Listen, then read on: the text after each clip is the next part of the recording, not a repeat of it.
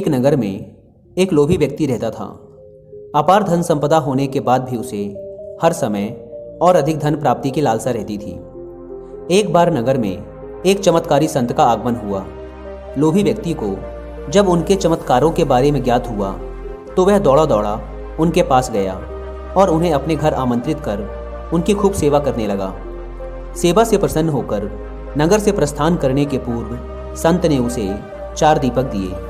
चारों दीपक देकर संत ने उसे बताया, पुत्र, जब भी तुम्हें धन की आवश्यकता हो तो पहला दीपक जला लेना और पूर्व दिशा की ओर चलते जाना। जहाँ दीपक बुझ जाए उस जगह की जमीन खोद लेना, वहाँ तुम्हें धन की प्राप्ति होगी।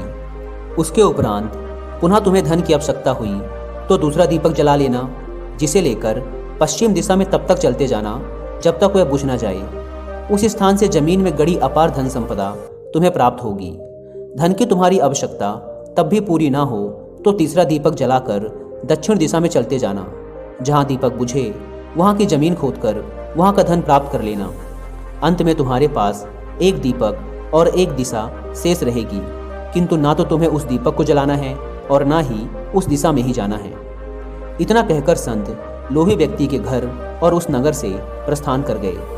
संत के जाते ही लोभी व्यक्ति ने पहला दीपक जला लिया और धन की तलाश में पूर्व दिशा की ओर चल पड़ा। एक जंगल में दीपक बुझ गया।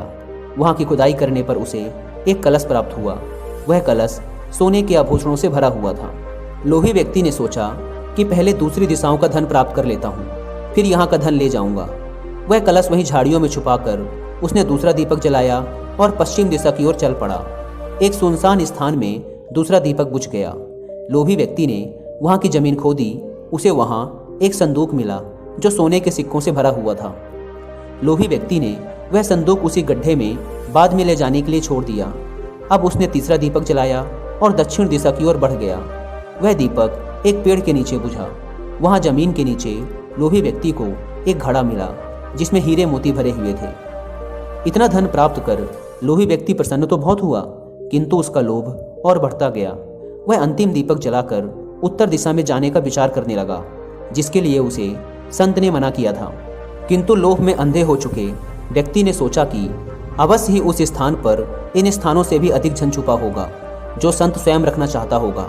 मुझे तत्काल वहां पहुंचकर उससे पहले उस धन को अपने कब्जे में ले लेना चाहिए। उसके बाद सारा जीवन मैं ऐशो आराम से बिताऊंगा।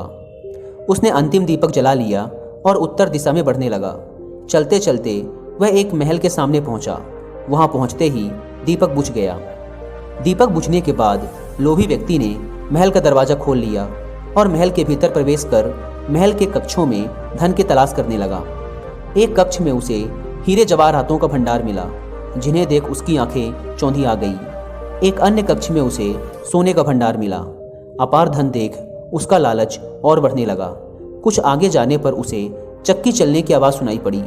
वह एक कक्ष से आ रही थी। आश्चर्यचकित होकर उसने उस कक्ष का द्वार खोल लिया। वहां उसे एक वृद्ध व्यक्ति चक्की पीसता हुआ दिखाई पड़ा।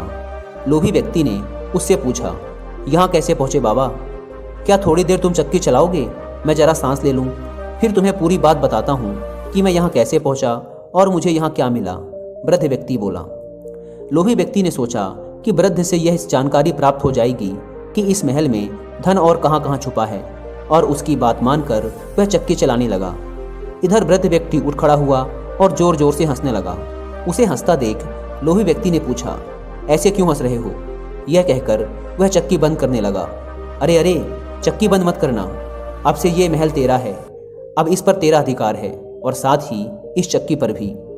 यह चक्की तुम्हें अब हर समय चलाते रहना है, क्योंकि चक्की बंद होते ही ये महल ढह जाएगा और तू इसमें दबकर मर जाएगा। गहरी सांस लेकर वृद्ध व्यक्ति आगे बोला, संत की बात ना मानकर मैं भी लोभवश आखिरी दीपक जलाकर इस महल में पहुंच गया था। तब से यहाँ चक्की चला रहा हूँ। मेरी पूरी जवानी चक्की चलाते चलाते निकल गई। इतना कहकर वृद्ध व्यक्ति वहाँ से जाने लगा।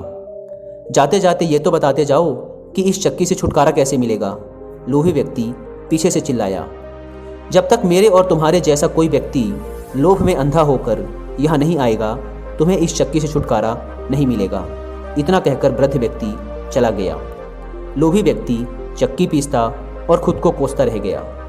तो दोस्तों, इस कहानी की सीख ये है कि हद से ज़्यादा लालच एक बुरी बला है।